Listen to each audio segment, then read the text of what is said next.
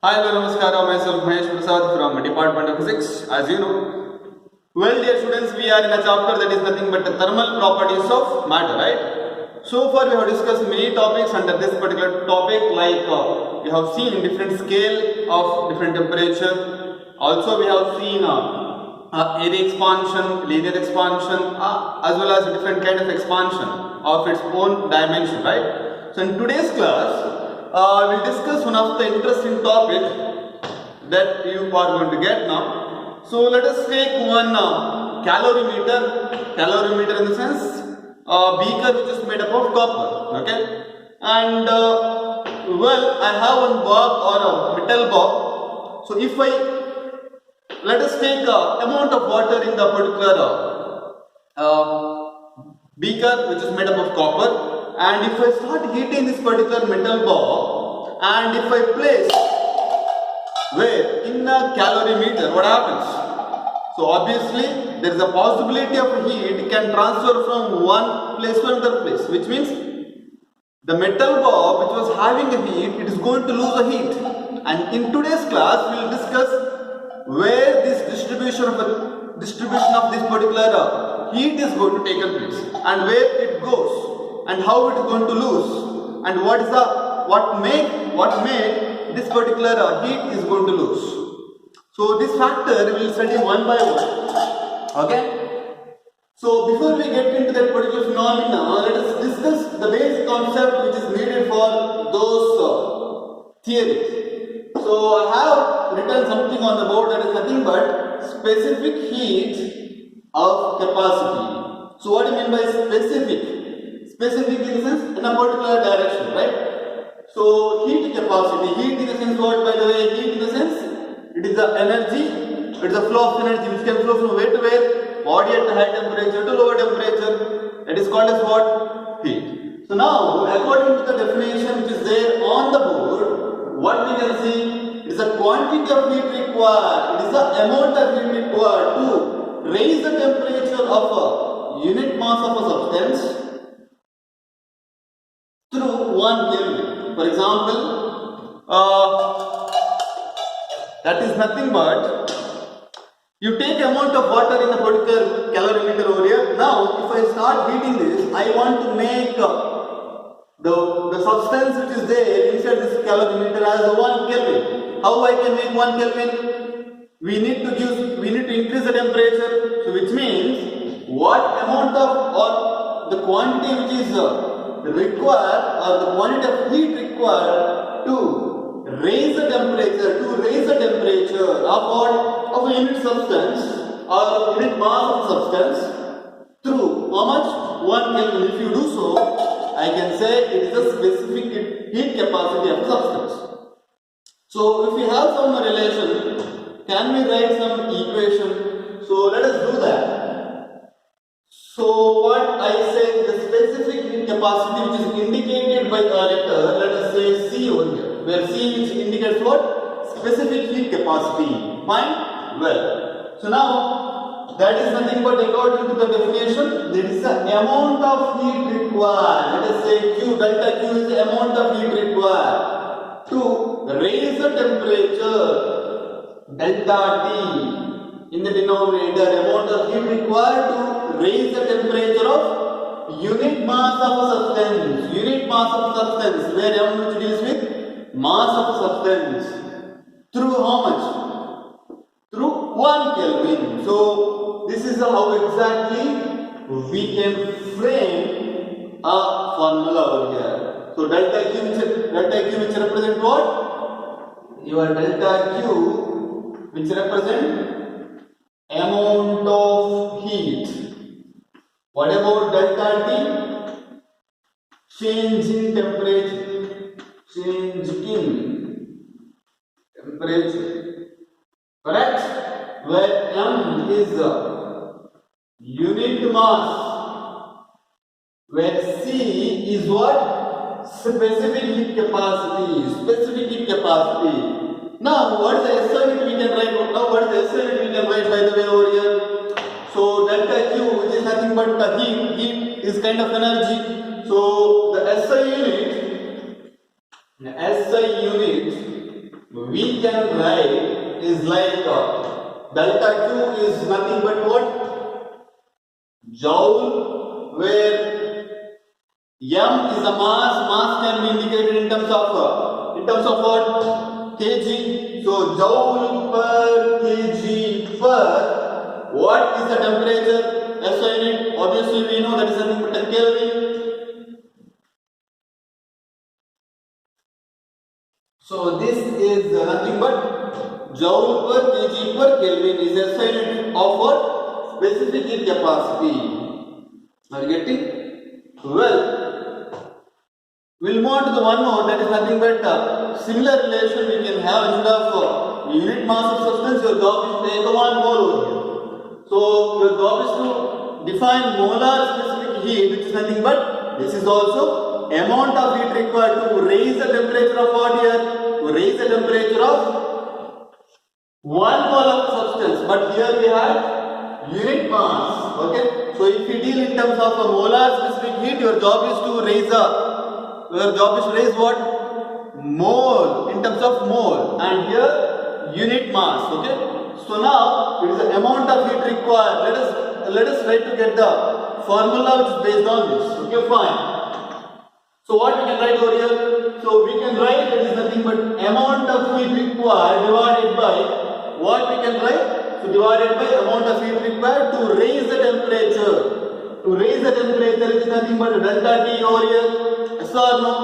Well, so delta Q divided by delta T into, to raise the temperature of what? 1 mole of substance. So 1 mole, let us say N, which indicates a mole, number of mole, which is equal to what I can write over here? So delta Q divided by M into delta T. So this is how exactly it deals. So in terms of this, I can write this is a capital C. So capital C, which indicates what? It is the amount of heat required to raise the temperature of unit mass of unit mole of substance through how much? 1 Kelvin. So where N, which indicates what? Number of mole over here. So now, so if it is so, what I can write in terms of SI unit over here? SI unit of molar specific heat can be taken as what? That is nothing but joule per. Why joule comes? Because delta Q, which is nothing but energy over here. So similarly, joule per N is the number of mole. So divide by mole per. So what is delta T? Is the temperature or change in temperature. Temperature can be measured in what the unit of temperature we can have over here. That is nothing but a Kelvin over here. Yes or no? So this is Kelvin which comes in the picture. So this is how exactly it is. There is a unit of joule per mole per Kelvin. Okay, fine. So this is how exactly supposed to get the basic difference between specific heat capacity and molar specific capacity.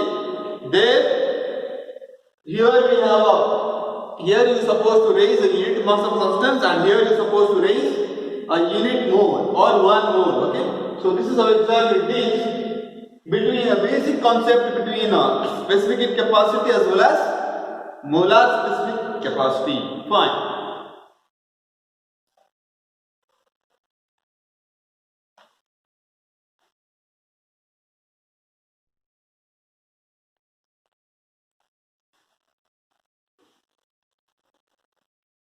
Well, dear students, we will try to get the same specific heat capacity in terms of gas molecules over here. Fine. So, if you want to deal the same specific heat in terms of gas molecules, so we have to realter the equation or realter the definition. In the sense, in terms of gas molecules, we can write that is the specific heat capacity in terms of gas molecule can be defined as it is the amount of heat required to raise the unit mass of substance by how much? 1 Kelvin, by keeping volume as a constant, by keeping its volume as a constant. So if you do so if you keep volume as a constant, we can say that is nothing but specific heat capacity at a constant volume, which can be indicated by the word C, small c with the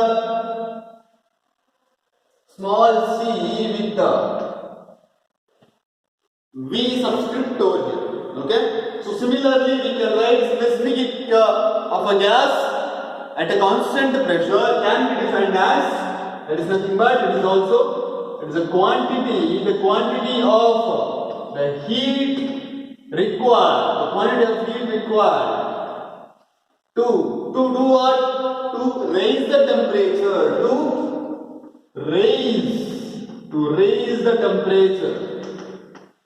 to raise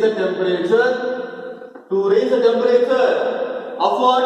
Unit mass of a gas, of unit mass of a gas through how much? 1 Kelvin of gas through 1 Kelvin by what is supposed to keep as a constant? By keeping pressure as a constant. So if you do so, what I can get? There is a specific capacity of what? A gas at a constant pressure. This can be indicated by a word that is nothing but small c with the p subscript. So this is called as specific heat capacity at constant pressure. Now, if you want to get specific heat capacity or molar specific heat capacity of a gas at constant pressure as well as volume, can be indicated by a word that is nothing but Cp, and this Cp which indicates capital letter C, which was indicated by molar specific heat, correct? So similarly, if you want to write molar specific heat of a gas at a constant pressure, I can go with the capital letter C with the P subscript. So similarly, we can write Cv as well, where Cv which indicates what? It is the specific heat capacity or a molar specific capacity at a constant volume. Are you getting? So similarly we can write, that is nothing but, here we can write Cv which is equal to, that is nothing but amount of heat required, that is Cv which is equal to delta Q, amount of heat required to raise the temperature by unit mass of substance, that is Cv. So similarly we can write small Cp which is equal to amount of heat required to raise the temperature of 1 mole of a gas, that is Cp. So similarly we can write, that is nothing but in terms of C, that is a capital letter C, which is equal to, same formula will come, that is Cp which is equal to amount of heat required to raise the temperature of unit mass of a substance. Similarly Cv which is also equal to delta Q divided by m, or in terms of molar specific heat we can go with the N over here, N, it is N, and here M is equal to, okay. So this is how exactly it is in terms of molar specific heat, where N which indicates the number of mole and here M which indicates mass of substance. So this is how exactly it is. And if you want to see the ratio of specific heat capacity at constant pressure as well as volume, the ratio of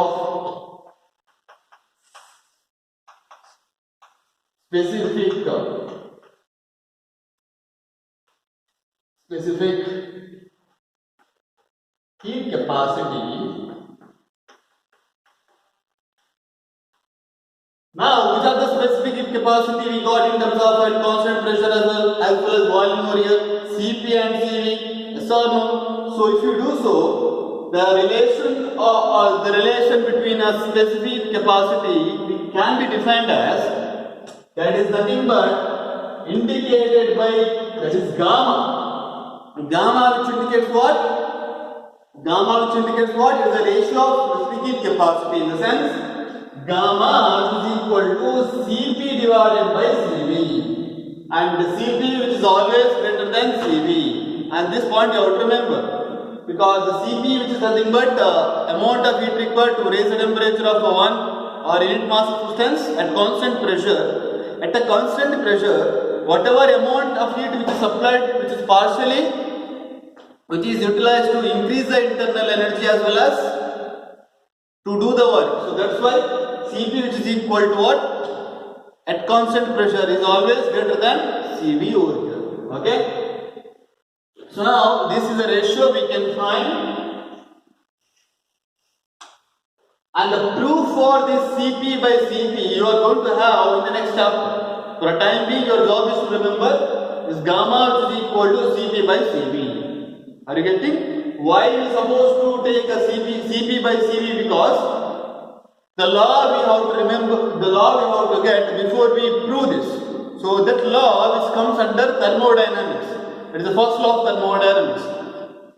Okay, so once we'll get to know about the first law of thermodynamics, then we'll discuss why we supposed to write Cp by Cv, why not Cv by Cp.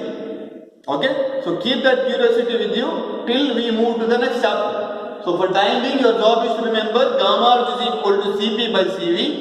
Okay, where Cp which is equal to Cp which is nothing but specific heat capacity at constant pressure, and Cv which indicates specific heat capacity at constant volume.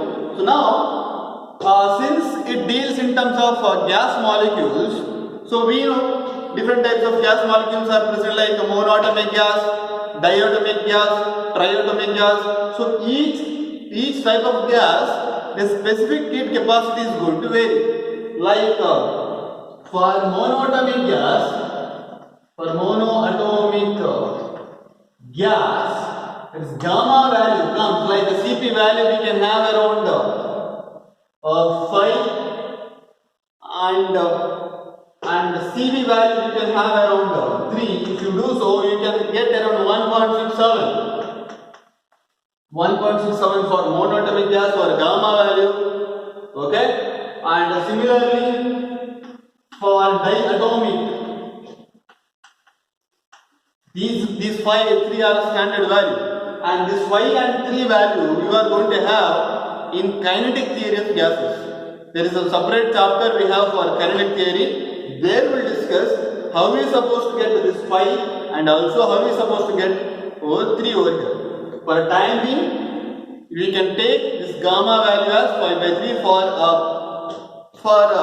a numerical purpose. That's why. Okay.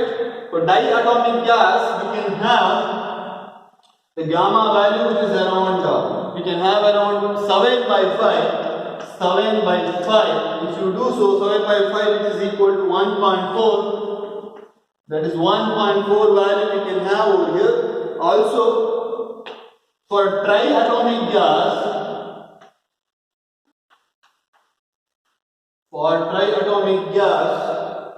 we can have this gamma value which is near about 4 by 3. That is a 4 by 3 which is equal to 1.33. So these are the values we are supposed to remember in terms of ratio of specific heat capacity of a gas molecule. Okay. So monoatomic gas like neon, all those things, and diatomic like hydrogen, all those things.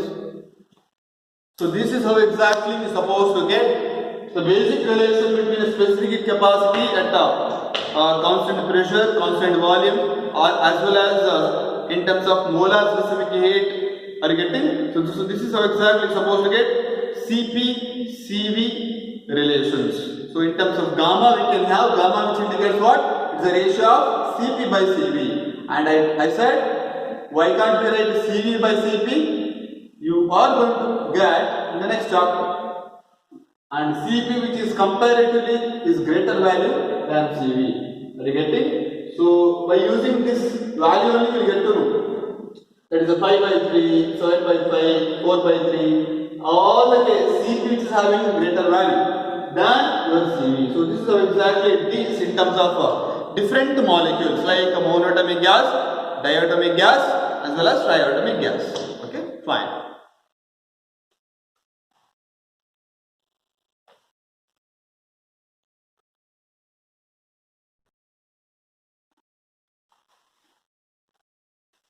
Well, Well, dear students, we will try to get the one more principle which is based on the calorimetry. So we'll do that. Principle of calorimeter, which is nothing but it's very simple. As I told in the beginning, that is nothing but. So let us take one calorimeter which is nothing but which is made up of copper, and your job is to take a water which is there. Take a water inside this calorimeter. Now you take one a metal bulb. So right now your job is to heat this particular metal bulb. Okay. So at you do anything, I need at any cost this metal bulb should be heated. So right now which is there in my hand a metal bulb which is a heated one. For time being you can assume, right? So I have taken one heated metal bulb, and in my other hand what I have? The calorimeter which contains some amount of water. Now if I dip this particular, or if I drop this particular heated metal bulb into this, what happens? Don't you think the amount of heat which was there in a heated metal bulb which is going to transfer to where? To water, correct? So at the meantime your water is going to start heated up. In the sense what? According to the definition of a heat can flow from body at a higher temperature to lower temperature. Yes or no? So which was there at a higher temperature? The heated bulb. Which was there at a lower temperature? The cool water which was there inside the calorimeter. Correct? So that heat is going to transfer from where to where? Body at a higher temperature to lower temperature. Yes or no? Yes. So initially our water was there in a lower temperature. Now it is going to start heated up. Don't you think along with the water, don't you think this calorimeter is also going to getting heated up over here? Correct? No? So the thing is, what you have observed here is that here basically law of conservation of energy is going to take in place. What is the principle behind this? It is nothing but law of conservation of energy. What do you mean by law of conservation of energy? Energy cannot be destroyed or not be created. So similarly, heat lost by a hot body, according to the principle of calorimeter, heat lost by a hot body is equal to heat gained by a cool body. In the sense, who is going to lose the heat here? The metal bulb which was already in the heat. Correct? So heat lose or heat lost by a hot body. When I drop this, what happens? Heat is going to receive by who? Heat is going to receive by a cold body. Which is a cold body here? The water which was there inside the calorimeter. So this is the basic principle behind the principle of calorimeter. Fine? So if it is so, what I can frame a sentence here, or what I can give a relation here in terms of equation. So we know specific heat capacity at the constant pressure. Let us say in general way, specific heat capacity of a substance can be defined as is nothing but C is equal to amount of heat required to raise the temperature by unit mass of a substance. Yes or no? So there is a basic formula we had. So now can I write the same formula in terms of Q? What I can write over here? In general, for timing I am not taking any change in heat. In terms of Q, can I write Q is equal to M into C into delta T or delta Q also. So this is what I can reorder the equation. Correct? So now amount of heat lost by a hot body, I can write delta Q1 is equal to delta Q2, where delta Q2 which is nothing but heat received by a cold body, which is nothing but heat received by a what? Heat received by what? Water, as well as heat received by a calorimeter. So plus delta Q3. So this is a basic form we can have. So what I can replace over here in terms of its equation, that is this, I can replace.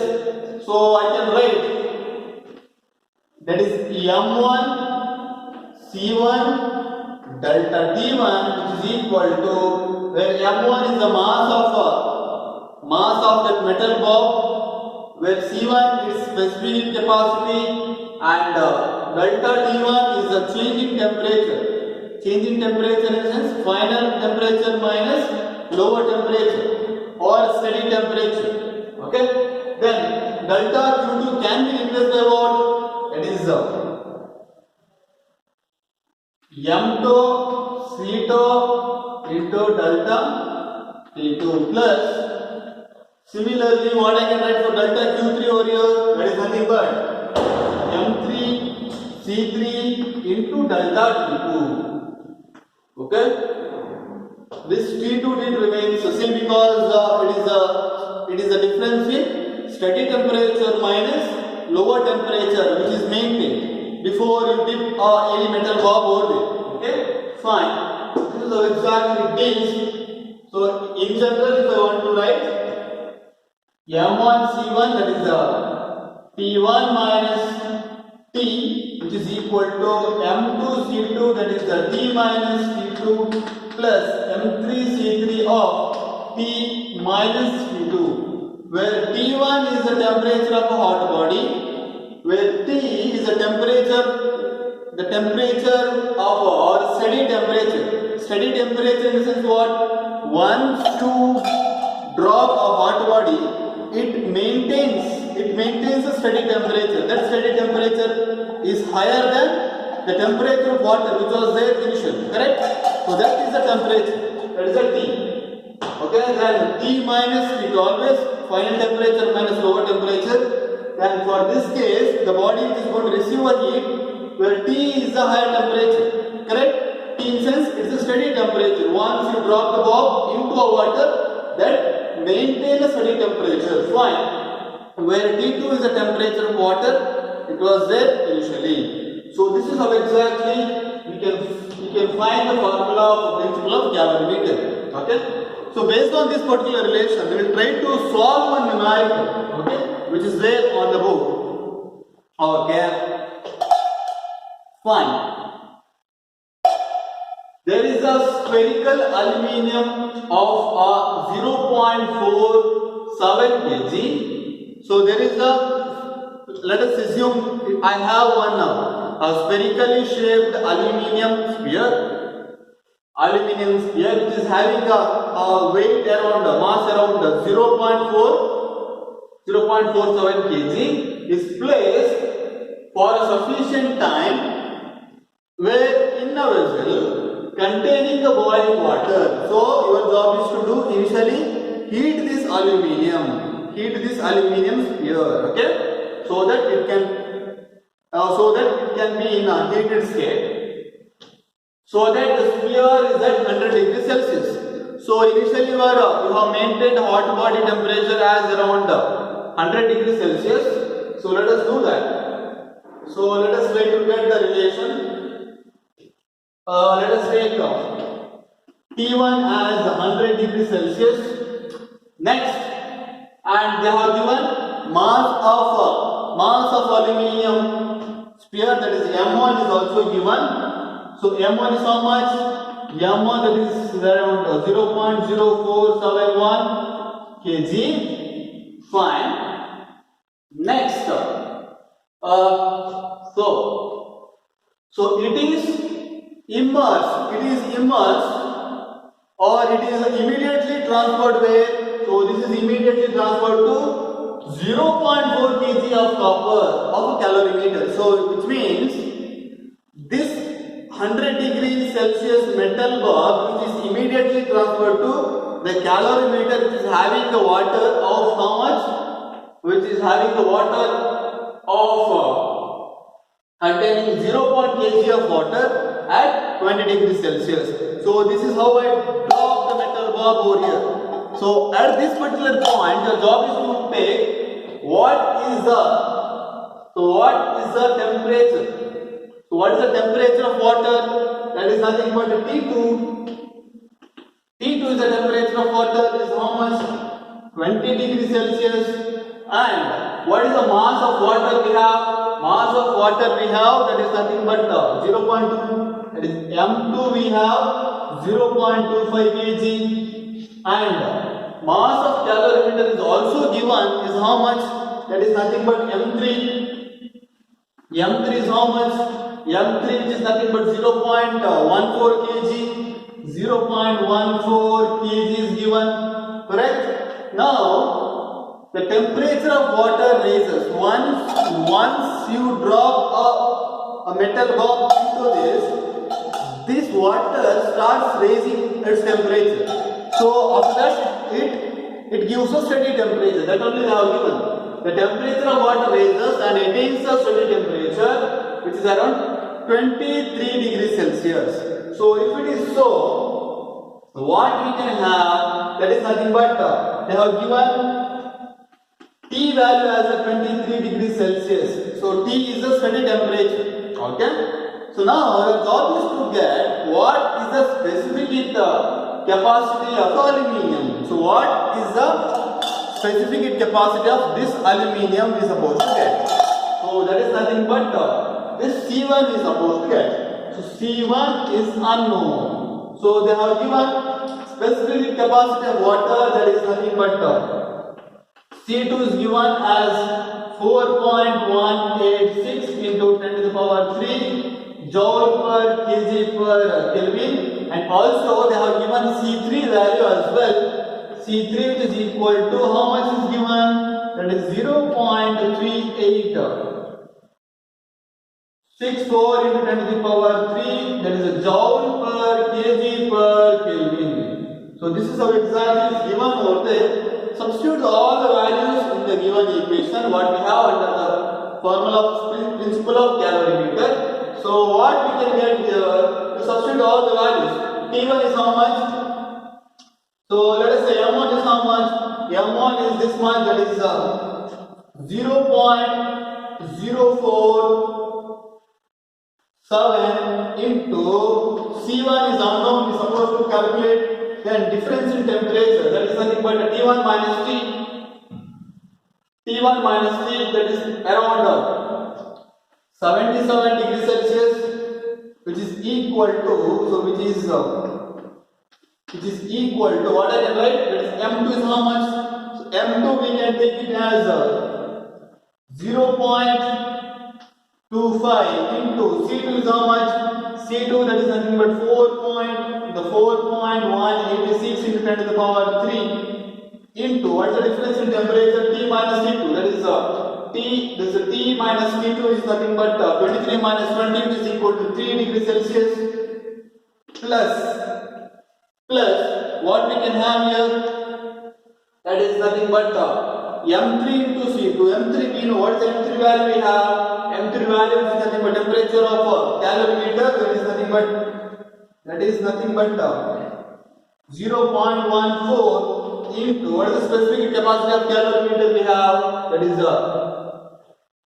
4 specific capacity, that is 0.386 into 10 to the power 3, correct? What is the difference in temperature we have? It is nothing but 3 degrees Celsius. So write with respect to C over here. So C is a specific heat capacity of aluminium sphere. So what we can get around? We can get around 0.912 into 10 to the power 3. What is the SI unit of this? That is nothing but joule per kg per Kelvin. So this is the value we can have. That is nothing but specific heat capacity of what? Calorimeter. No. Specific heat capacity of that sphere over the sphere which was there around 100 degrees Celsius. So this is how exactly we are supposed to get in terms of what? In terms of what? In terms of under the concept of principle of calorimeter. So whatever heat lost by a body should be equal to heat gained by a cold body. So which was the cold body? It was here, that is the water, as well as that beaker which is made up of copper, which is nothing but calorimeter. So calorimeter in the sense what? The beaker which is made up of copper. So this is how exactly you are supposed to get and today's class. Fine? we'll meet in next class. Thank you very much. Bye. Have a good day.